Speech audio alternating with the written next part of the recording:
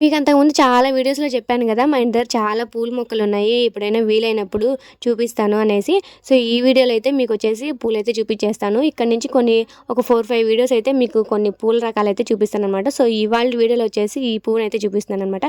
ఇదొచ్చేసి పత్తి మందారం అంటారనమాట. ఎందుకంటే దీని ఆకులొచ్చేసి పత్తి చెట్టు ఆకులు ఎలా ఉంటాయో అట్లా ఉంటాయనమాట. సో, అందుకనేసి దీన్నొచ్చేసి పత్తి మందారం అంటారనమాట. కలర్ వచ్చేసి చుట్టూరేమో లైట్ బేబీ పింక్‌లో ఉంది. మధ్యలో వచ్చేసి నిండు పింక్ కలర్‌లో అయితే ఉందనమాట. సో, వీటి ఆకులు చూసారా ఇట్లా ఉంటాయి. ఇదొచ్చేసి నార్మల్ మందారం అనమాట. ఇదొచ్చేసి పత్తి మందారము. మీకు డిఫరెన్స్ పక్కనే చూపించాను గూడా. ఈ పత్తి మందారం అనేసి ఈ విధంగా ఉంటదనమాట. ఆ పత్తి చెట్టు ఆకు ఎట్లా ఉంటదో సేమ్ దీని ఆకు గూడా అట్లనే ఉంటది. అందుకనేసి దీన్ని పత్తి మందారం అంటారనమాట.